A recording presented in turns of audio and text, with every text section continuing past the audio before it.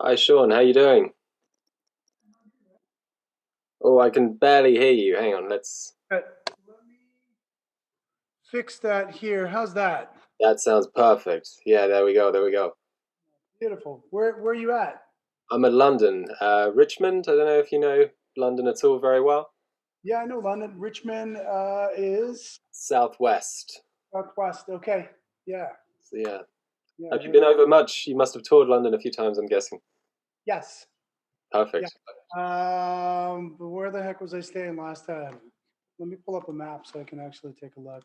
Your town is so big. Yeah. London map. I'll tell you exactly the neighborhood I was.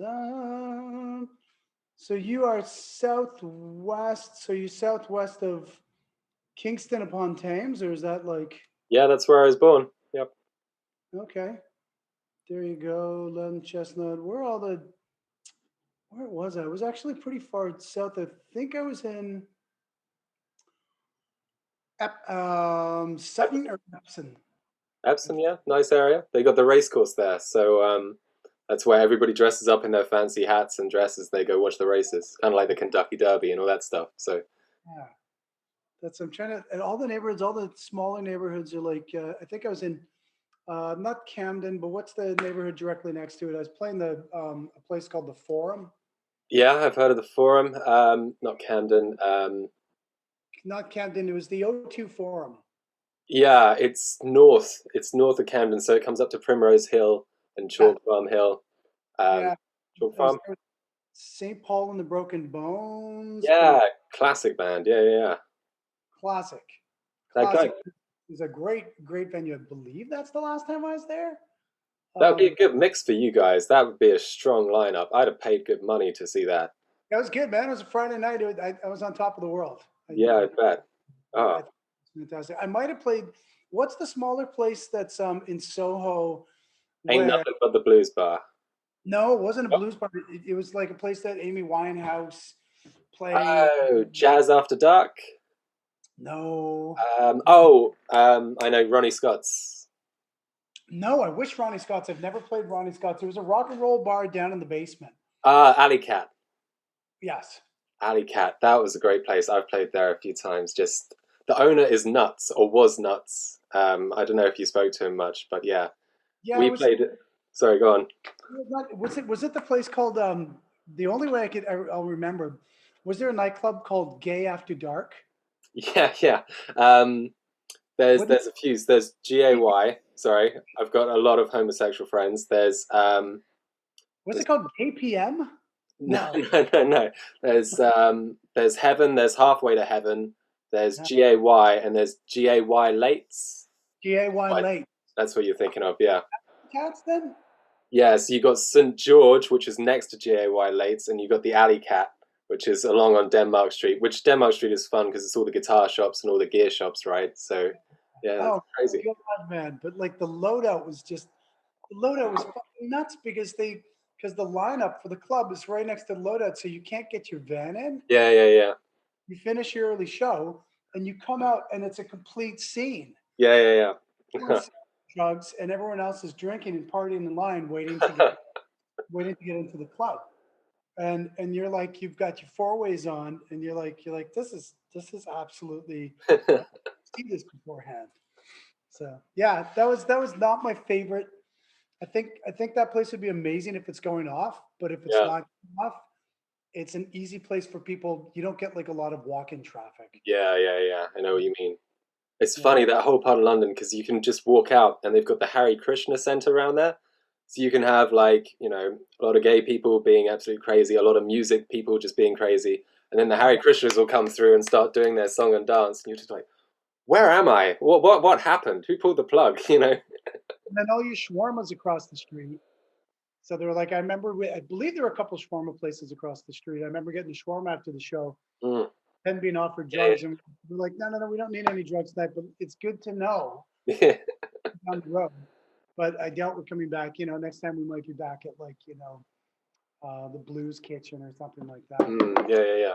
Back in the day when people were playing shows, I know, I know. this, Ah, this life is insane without yeah. shows, man. Have you? That was one of my questions. You know, how have you found it? I've seen that you've been doing the satellite and the harpoonist, which has been Yes. super cool.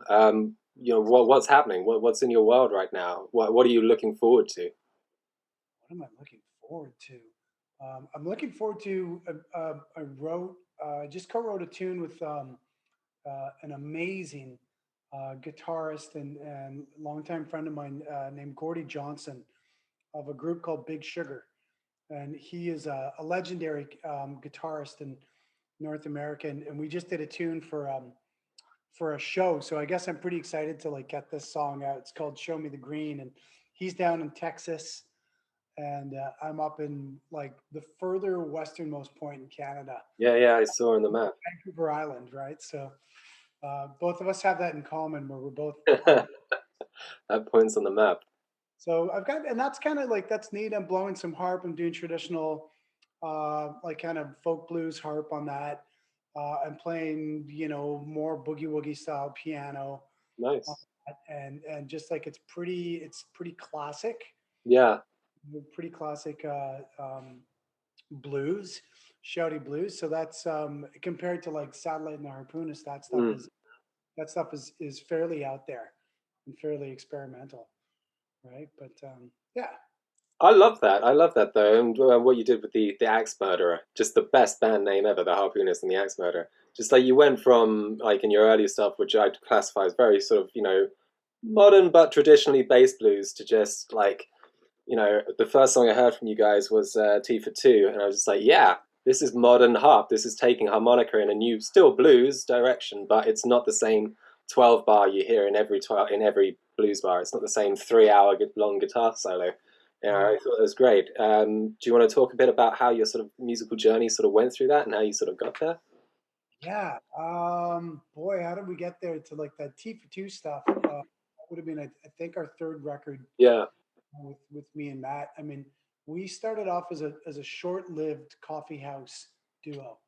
Like the idea, we both grew up in funk bands and soul bands and all that stuff, and we thought like, wouldn't it be an amazing challenge when we started putting the band together? I think it was back in 2005 or 2006.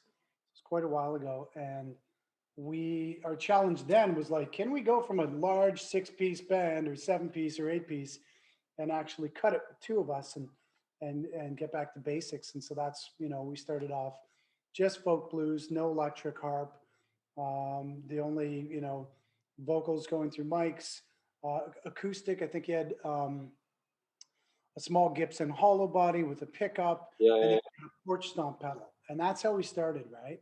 yeah. Nice. Uh, and that's, and a lot of duos start that way. They've got the porch stomp, and they've got a bit of distortion, and they go through a small little, Mm. you know, Yeah, uh, yeah, one speaker tube amp, and they let it rip. And so yeah. I think we went from that. We did that for probably 3 or 4 years while we started playing the bars Mm. around Vancouver, and then we started touring through the Rockies and the Chitlin circuit for us in this part of the country is going from Vancouver straight through all the small mountain towns because people love to go out in the mountain towns. Mm. You go through the Rocky Mountains, you go over to Alberta, and then you come back, and that's maybe a 1,500 kilometer loop, Wow. Yeah. And I can't remember. You guys do miles or kilometers? We do miles, but I can figure it out. So so we that was how we started, and we do that in these small ski resort bars in the summertime Mm. and in the off season, and it was great. And then but we quickly realized that people the crowds got much louder and much Mm. bigger than we were anticipating. So we didn't last in that phase as the folk blues group for that long. So I think within the first 3 years, Matt started, acquiring. He started figuring out like if he can play drums, or at least a kick drum with his right foot, a snare drum with his left foot, and then I followed suit. And then, do you want me to show you what Yeah, definitely. Yeah, just because I've seen you playing with the pedals and stuff. And I think it's just awesome. Yeah. pedals aren't hooked up, but I can show you what the pedals are, Yeah, and definitely. I can give Let me just Wow. unplug this here. Oh, sorry, I did terrible host form. I didn't give you a minute to get a beer or something like that. If you want to grab one quickly, then You know what? I got a coffee. You're in beer hour, so I've got a coffee here. I hope. Are you drinking a bitter or are you drinking coffee? I'm drinking tea. I'm English. You know. Okay, there you go. You're drinking. Oh, yeah. Sorry. What would I even ask? Okay. So um, let me know if this thing shuts down. But this is my main pedal board that I've spent the last 10 years working on and building Sweet. and disabling. So on this side over here, there's a guy named Pete Farmer. The guy's based in Ohio. Yeah, Okay, can you see? Maybe that might be a little easier. yeah. Welcome to the modern times. These things here, and I'll bring another one, Sam. Um, Once I got into these, this guy was living just south of the border in Washington, and he makes instruments for two-person bands. And the main mechanism in his pedals is two opposing magnets. It's Yeah, I it's know this guy. Um, didn't he brilliant. design a rack for Seidel? I think he did like a Yes. magnetic rack. Yeah, awesome guy. Awesome guy. And so absolutely awesome guy. And we went down there and we met him. And it was this that led to, it attaches to things like, you know, a drumstick would go in, and then you'd attach, a cowbell. And so your right foot For the beat. could be on the cowbell if you wanted to like really rock out. Or in my case, it would be tambourine. And Sure. so I'd go like my tambourine would support Matt's snare Yeah. to therefore thicken the snare. And then I would have a shaker on my other one that would play the role of the hi-hat, splitting up the beat, doing the eighths and the sixteenths and so on and so forth. And that would be on this side over here. And then so throughout the years, I would experiment with, different shakers and stuff, and you just crazy glue stuff together, and you'd have a stick, and you'd whack it, and then you'd mic it or you wouldn't mic it, depending on the size of the venue. Yeah, sure. Um, so that's like the rudimentary basis of like everything that I would have when I'm playing would be on here. And then I've since added a crap ton of stuff. And then I would lock this onto a stool with the industrial Velcro to keep the physics at bay from pushing away from me, right? And so that's kind of like, this is and then I would just like, I would throw a filter, I'd throw an envelope filter on and I'd use it to go through a delay.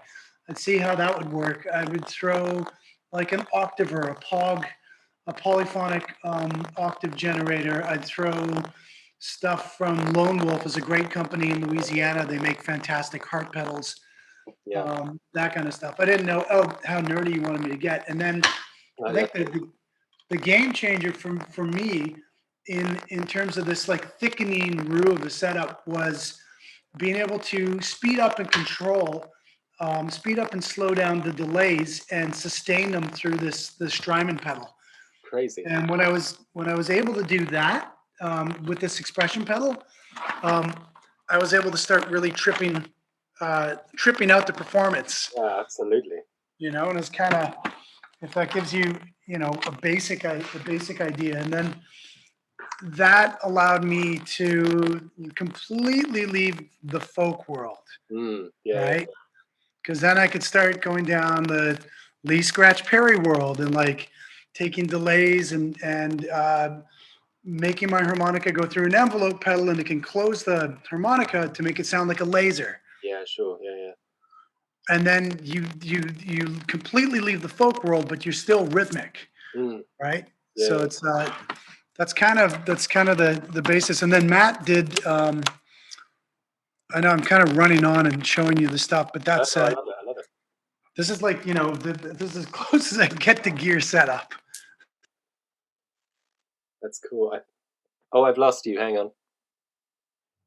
Okay, let's see if can you hear me now? Yeah, yeah, that's it. Okay.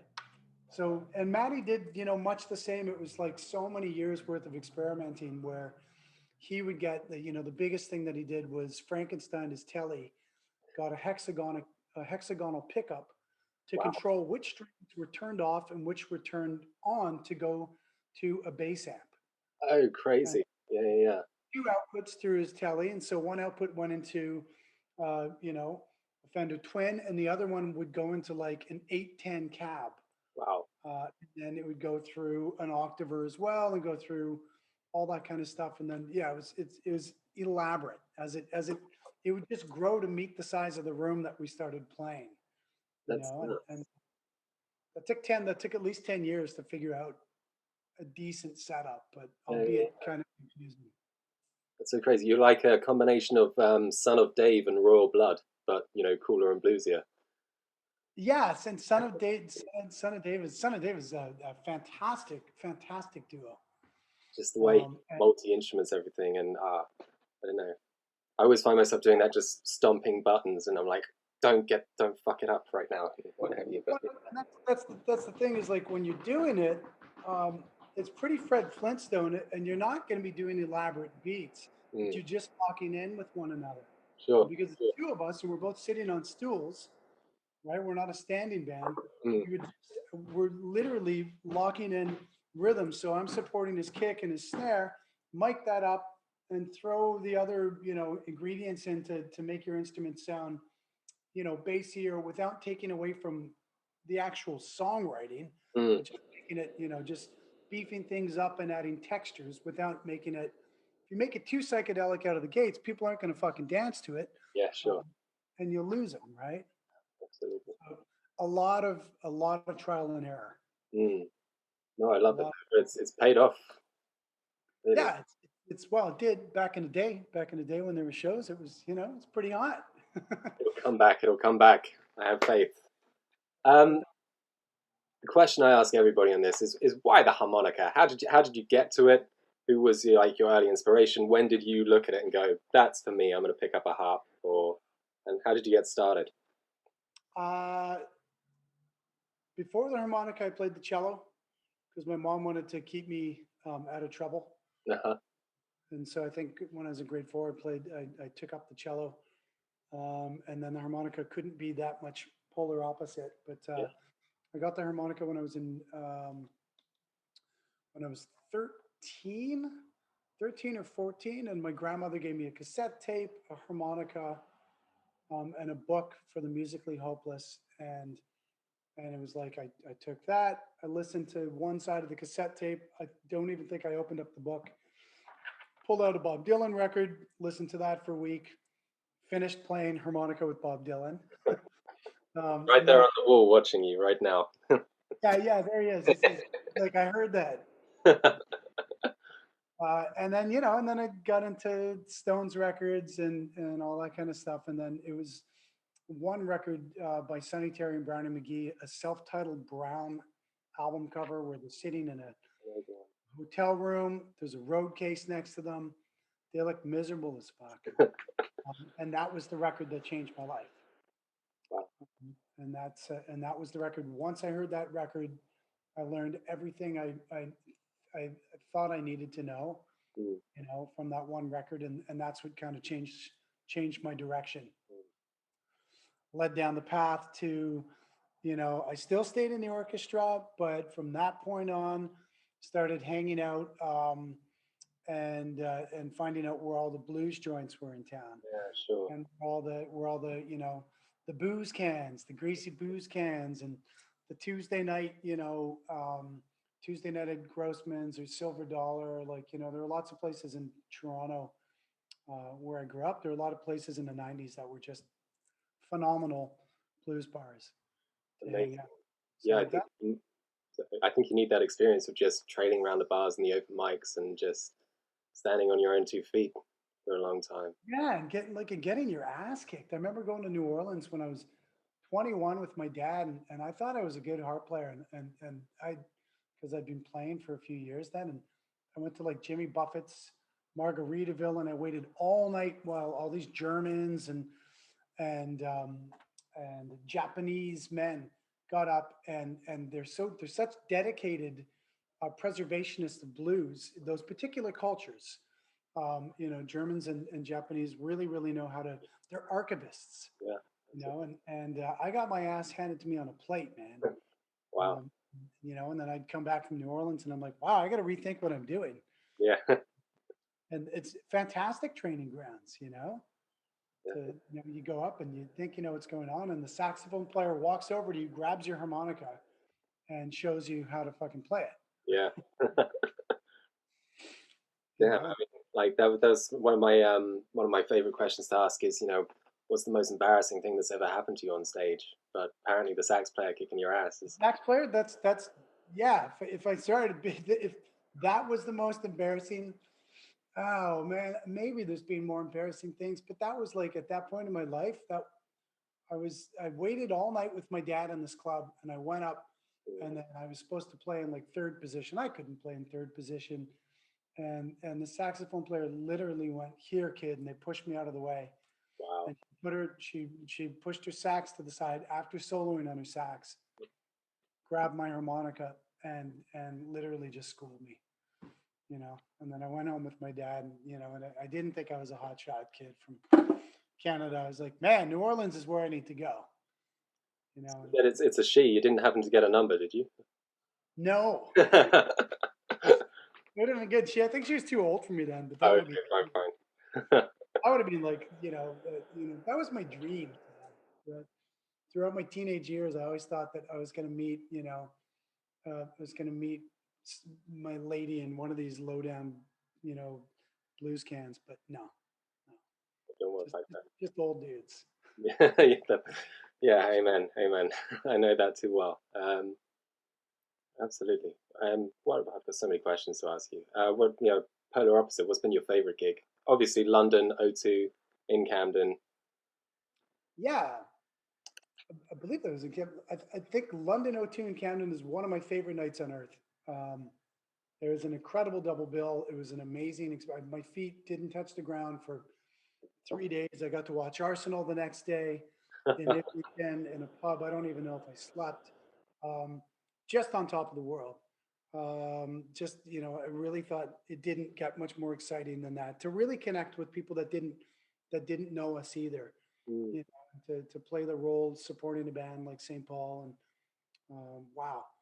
Um, I think like down in Australia, I've had some of my favorite times on earth. At Mullumbimby in Australia, I've had some pretty good times. It's a small surfer town on the Gold Coast, and where people don't wear shoes as much. great. A lot of barefoot hippies, a lot of shows in like town in unlikely locations like a high school gym, Nice. with no air conditioning and the doors closed. Gigs like that are where you leave your body just to escape the physicality of that being trapped in it, but you're living and breathing and sweating with a mass organism of people. It's just amazing, Mm, you know. Not all of Australia, but that part for sure was pretty awesome. that sounds like living the dream, man. I can see just why you miss it and so much. Other thing is, how have you like something that strikes me with you guys is you've adapted to the music industry very well. You're quite sort of on trend. Your socials are up to date, and have you felt in the time that you've been gigging that the scene has changed at all? Because streaming music has obviously hit in the past couple of decades, and the way you sort of go about, I suppose, the businessing of being in a band has changed so much. What are your sort of thoughts and takes on that?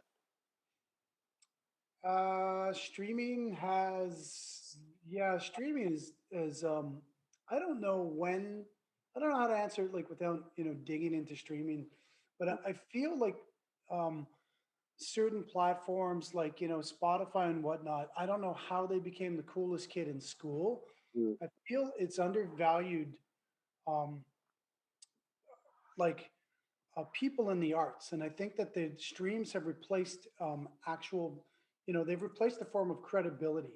mm, You're only as good as the likes and the plays that you get. yeah, And I feel that if you're definitely in the world of soul and roots and blues and singer songwriter, you're not all about mm, um, the streams. And so those representing you as a third party credibility on the world stage is inaccurate of the actual talent or the love and connection that you have with the people. mm, And I feel like during the pandemic, it's been really difficult Mm, because I think, what made, my role in music so much fun was the fact that I got to be in everyone's kitchen, everyone's backyard. I got to talk to everyone and their mom and their dog, and I really loved it. mm, And it was all about the connection with the people at the shows, and it wasn't about how that was reflected through social media directly afterwards. So, whether I was going like that on stage or not, and I feel like that's the value that streaming and people's placement in social media has had on people's actual relationship with the arts. I think it's been fairly damaging yeah. for for a younger generation. It's crazy. Mm, I think it's replaced a lot of people's actual ability to enjoy and just be in the moment. mm, yeah. Um, Obviously, it's done amazing things. A lot of people have blown up on TikTok and Mm. all these platforms, but it's this kind of, yeah. I don't know. That feels like Pandora's box. That question, Yeah, no, no, no. It's something. Sorry, this is a tangent from the interview, but like when I'm not volunteering, because this is a music charity, the Harmonic UK, so I'm a volunteer for that, and we support all things harmonic. When I'm not doing that, I'm a school teacher, and we've just got the girls back in from self isolating, and Oh, some of these kids are literally are unable to be away from their phone. They start getting panic attacks because they just hold onto their phones for about 10 hours a day, and they're just living on Instagram and quick stuff, and like actually teaching them to be in the moment, to go out to like a good gig and experience something when gigs come back. It's so, I yeah, think, sort of crucial to their development, and it's something that's worrying me. The other thing is obviously the income thing from Spotify. There's a huge movement that's just below the surface, but I think it's going to break in the next few years to actually get fairer payments in the yes, industry. Because yeah. touch I, wood, that actually yeah, happens. let's like knock on wood for that. But I feel it's been incredibly. I feel that part. It's as amazing as it's been as a platform, and Spotify in itself, and Instagram, and all these platforms have allowed a massive amount of people to Sure. be part of the conversation Mm, and share music across the planet. It's diluted everything, and it's also created a fair amount of noise for people to sift through mm, uh, and find the real talent. Yes, everyone can make music. Yes, everyone has a voice. Everyone can sing.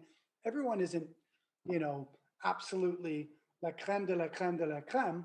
It takes, it takes, um, many lifetimes yeah, worth of perseverance and dedication in any skill set, you know, absolutely. to rise to certain levels. I mean, obviously, there's people that are born with pedigrees and Mm, whatnot. But I think that because and these platforms have taken advantage of all these humans wanting to be heard. mm, So that's where the disadvantage. They're like, if everyone wants to be heard across, you name it, then everyone now can be a star. mm, And because that, the monetization has just been so out of whack. mm. And that part is just like it's just blown away. And so the folks that are normally used to gigging outside of their freaking bedroom Yeah, are scratching their heads, and they're like seriously reevaluating what it means to be a yeah, creative person in their community, right? yeah. I hear that. So it is Pandora's box, that question, because it's Yeah, yeah, yeah. That's a good way of putting it. Pandora's box. I like that. yeah, that's, The last thing of Pandora's box is, of course, hope. So I guess we yes. have hope. So let me take back to a more positive thing. Take me back to Sonny Terry and Brownie McGee, and how you just sort of workshopped Sonny's sound, and what other sort of influences you drew in to your playing. I mean, that record never left my record collection. I literally I listened to it for back when I was 14, 15. I listened to it for like 2 or 3 or 4 years straight in a row. Nice. It's still on, like, I'll still play it a few times a year. I met the producer of that record, um, Mighty Mo Rogers, at the Salmon Arm Roots and Blues Festival like 5 or 6 years ago, and I bowed down on my knees in the Yeah. hotel. and he's since given me like an autographed record of that. So that's played like that's an it's almost like a blueprint, Mm, my go-to. And so for rhythmic playing, I go back to that whenever I've sort of like disappeared too far.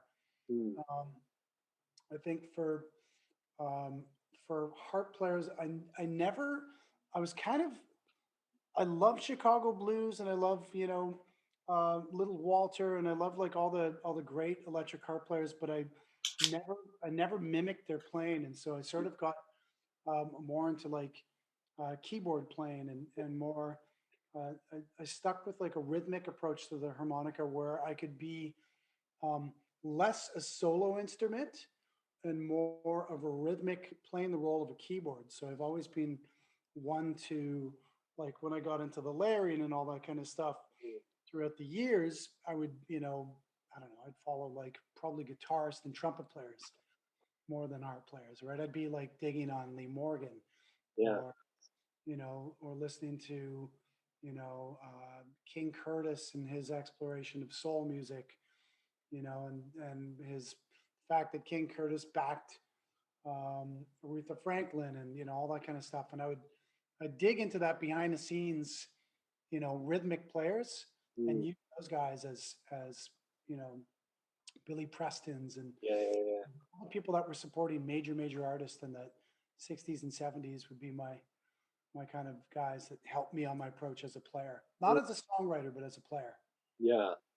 You know, Where do you get more influences from your songwriting then? Because like whenever I'm listening to you, like just lyrics come from everywhere. I think it's great. I think you're very versatile in your writing. um, thanks, man. I mean, that's a well, that comes from Matt and his brother Ben, both fantastic songwriters, fantastic lyricists. Hmm. Ben Rogers was co-writing with us for.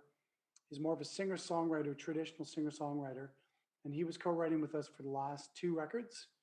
And so the depths of storytelling, and I think from like being placed at folk festivals among folks like Hayes Carl or like the Milk Carton Kids or being at these big festivals where you're placed in and amongst these singer songwriters throughout the years. You kind of want to tap in and see what that's like and veer from Mm. your traditional path because there's something massive to be gained from all those workshops at folk festivals. I don't know if they're as big in England. No, I did a festival called the Black Deer Festival, which was a big one a few years back before the lockdown, and that was like Americana themed. It was like the first like major Americana themed festival in the UK, and they've been running a lot. They would be a good fit for you actually. Maybe I can send your maybe is it Katie? I can send Katie the organizers thing because they saw us in the Hard Rock Cafe and they were like, "We're running the first ever major, UK festival." And we were like, "Whatever, yeah, sure, right." They're like, "No, come play," and we're like, "Okay, fine." So yeah, I'll drop you the line. But Sure. it's funny. There's a revival for it, certainly, because as you probably know, there's a lot of blues festivals around the UK of varying size, from your local village to like big stages. Hmm. Um, but yeah, there's a folk sort of upbringing as well that's coming in. Like I said, Americana's getting well before the pandemic was quite on trend in the UK, and that want to have like a big sort of roast massive burger or half a pig in your sandwich and listen to some good gritty blues or some good gritty folk, and then be in a big sort of festival arena was really sort of taking off. But yeah, Yeah, it's taken off. That's that. I noticed that. That's like one of the best last gigs I feel like I played was in Portugal at a barbecue festival. nice. And it was like I literally flew from here to Portugal just to play that.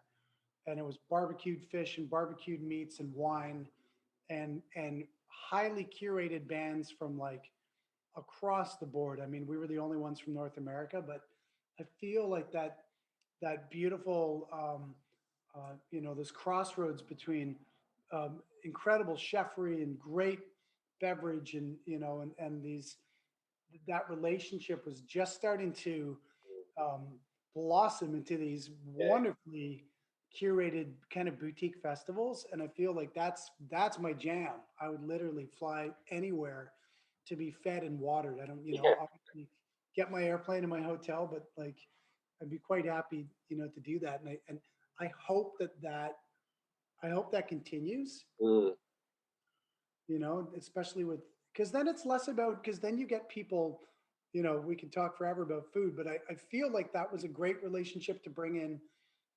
It's not just about the big ticket, yeah, sure, sure. and it's about this curation. It does, yeah. I think you put that very well, curation, because it's a lot of grassroots things coming together. You know, Yeah. big sort of music things that are good and will deliver, but also big food things that are good and deliver. And you're supporting, I think, real artists instead of something You plastic. support real artists in the kitchen that are like, and the Portuguese one is called Chefs on Fire, and it was like in Estoril. It was just outside Lisbon, and it was all these Michelin star Portuguese chefs that worked at restaurants like all over the world Wow. that that were back there doing their jam there.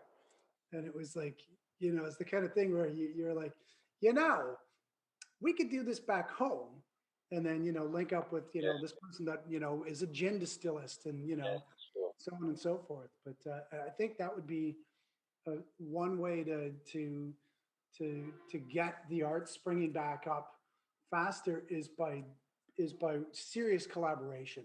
Mm, And I think serious collaboration across the board between food, beverage, the arts, music, and I think that would maybe potentially come together faster. yeah, You know, absolutely. It sounds like Portugal's pushing Pool Bones just a bit out of the way in terms of I don't busking. know. I don't know. I don't know. I don't know. I'll send you a link to it. I'll send you a Yeah, link. It was literally it was like the hottest thing I went to in the last couple years, and it's Portugal is you gotta. I definitely recommend it. I'll link you up with those folks. They're love to. Yeah, and literally, I've never been to a festival. Put it to you this way, Sam. I've never been to a festival where I get there and we had one night was just for the performers and the chefs, and they just fed and watered you. And the one of the head wine guys walks up and he goes, "Make sure before you leave, I get you a case of whatever wine you want." Just, yeah, walk out. Hey, Yeah, okay. And I looked at him. I thought I died and gone to heaven. In Portugal, it's nothing. It's yeah, nothing. nice. You know. And so at least one could dream. Yeah. Oh man, you got me thinking. My grandfather was Portuguese. He never got me a case of wine. Cheap You bastard. you know what? I forgot to take him up on it because I was so excited about the show the next night. I didn't see him, but so I still have to go back there someday Yeah, and pick take. it up. Absolutely. Yeah. I don't think I'll ever make that mistake again. But yeah, that's what I thought. I was like, wow, this is royalty, and I'm like, uh, you know, so it's not all about the paycheck. I'll tell you that. Mm, Not. It's never ever been for me. It's about the food and the experience with the folks. So mm. Um, walk me through. Where do you see your musical journey taking you? Are you happy just where you are, taking it each day as you come and seeing where tomorrow takes you, or are there places you want to go next? Are there projects maybe that you want to work on, or that you're looking for? um, I think we've got like me and Matt. We've got a couple records that we've been keeping in the can for a while, and we're putting those out in the next couple months. We've got a remix of our last record called Post Yep, Apocalyptic. yep. Listen to it. Um, Yeah. we've got a bunch of like really freaky, weird ass videos coming out that are not going to be for the mainstream blues fan, but it could be more an EDM, Right, cool. 80s horror movie fan. So, Um, sign me up, like right you there. go, yeah, do you like 80s horror? Yeah. Oh man, I live for the horror channel. Yeah. Yeah, it's It, just everything in from just horror in general, from the cheesy black and white films from the 50s, right up to some techno crap they produced yesterday that's all on green screen and nobody can act, and everything in between is just perfect. no kidding. Yeah, yeah, yeah. So you like all that, like you like all the rubbish, all the stuff in between. Like you like Oh the yeah, yeah, yeah. Like the super classic where, like I said, the Hammer horror boo movies and all that stuff. yeah. My favorite film is probably a film called Wolf Cop 2, another Wolf Cop. It's just the shit. It's all it does is just write that down. You'll have a laugh. Man. Wolf Cop 2, another Wolf Cop. You can watch Wolf Cop 1, but it's not as good, and you don't need to watch it. And just Oh my God, that's funny. Wolf Cop 2, another Wolf Cop. you'll just laugh your ass off the whole time. It's just like the cringiest shit you've ever seen. But yeah, I love all that stuff. What was who's the Lord of the Rings? Oh no, I'm gonna go off on a complete tangent. Who's the Oh, cool. director? Peter Peter Jackson. Peter Jackson. What was his first film? He did, I think, one of the worst, gaudiest horror films ever. Oh, I don't, but I'm gonna IMDb it in a second. Hang on. Right, let me just. Peter Jackson. He did. I think it was an Aussie film or it was a New Zealand film. Let's have a look. Oh yeah, because he's from down there, isn't he? Right. Hence the Lord of the Rings and Yeah, such. yeah, sure. The Frighteners, The Valley, Bad Taste, Meet the Fables, Valley of the Stereos. Oh, was it Very Bad Taste? Yeah, might Oh be. He was a my producer of that. God. Yeah, Very Bad Taste is off the charts. really? Yes, it is. Yeah, it's up your lane. It's up your lane. Yeah. Yeah, I'm looking at the poster. It looks like The Hills Have Eyes, but even worse. And yeah. just, yeah. Very Bad Taste is, yeah. That's great. That's it. Yeah, you would hardly believe that a cat like that would go from Very Bad Taste to the one of the most incredible trilogy film series of all humanity.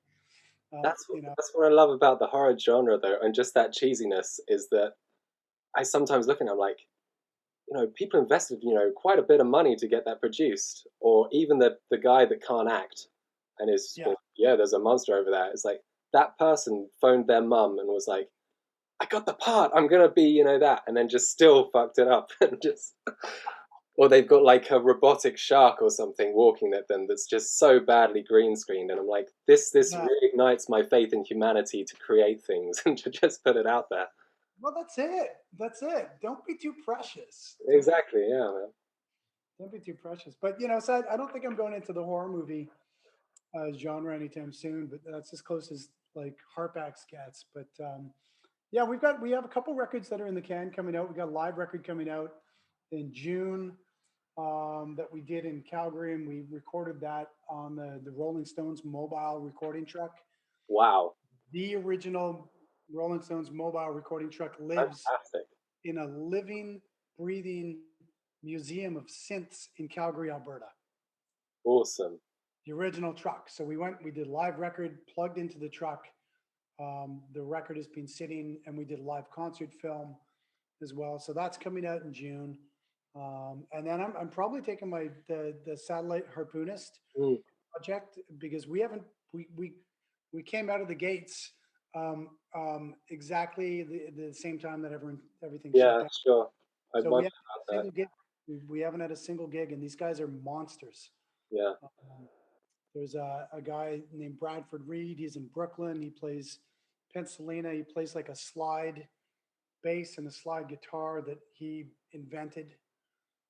And he also plays drums, and he plays drums at the same time. And then I've got a Hammond B3 player in the band nice. from a group called the Deep Dark Woods, and then a percussionist from a group called the Boom Booms. So I put together this great group, but then we haven't done a gig. So you might see me with that project over there. I hope so. Yeah, I hope so too, man. I honestly, I can't wait to hit the road yeah, yeah, and get out. My friend just asked me yesterday. Said, "Hey, can we start? Are you ready to hit the road if yeah. going to start opening up?" And I'm like, "Yes, please. Like, please, anything." For the UK, I think it's about 2 months. So I'm looking forward to seeing you in about 2.5 months. So Oh, yeah, wow. yeah, Do you yeah. have a vaccine yourself? No, not yet. Which is funny. They didn't do teachers, but I'm turning 30 this year, so I'm still a low age group. Yeah, you're like you. Yeah, yeah, yeah, they don't care about me. I'm Yeah. disposable. That's fine. We can get rid of the heart player. It's like, You're 30 years old. You're like, no, you're in the safe zone. So you're not. um, last question. Wow, I was going to let you go there, but I've got one question now. Yeah, Hypothetically, sure. if Peter Jackson came to you and said, I'm going back to the horror genre, Sean, I want you to do my soundtrack, would you be in? Where would you take that? Yes, I'd be in because I just got a Hammond 111 tuned. Nice. That's Sweet, man. that's this thing right there. Yeah, yeah, yeah. Um, so I would do anything to get that. I would just use the reverb tank in that. And I've got this weird 70s drum machine called the Rhythm Ace right next to me, Yeah, and I yeah, use it for some live streams and stuff. And so that's that a space echo and some harmonica. So if I could do that, I got a drum machine, that Hammond, and my harps, and that would be the soundtrack. sounds good. Sounds good. I'll call Peter after this and get it sorted. Call him. I don't know if he's too busy these days. I think He'll want to go back to his roots. I think artists always do want to go back to their roots. Like you said at the beginning, you were like, now you're in lockdown, you're exploring Sunny Boy and that rhythm stuff again. I think, Yeah, I mean, I'm exploring going back. I literally hadn't. I've been playing more piano than I've played in my life, mm, and I've been doing a lot of that for radio to promote the record because there's no one else to promote it. sure. But I think I'm coming back around almost full circle Mm, because you're off long enough that it's either that or you set up the potato stand at the farmers market and there's certainly that's a fantastic thing to do as well, but that's not where I'm at yet. yeah, that's cool. That's cool. Well, honestly, Sean, thank you for taking the time out. And Yeah, I'm going to hit man. the stop button. Yeah.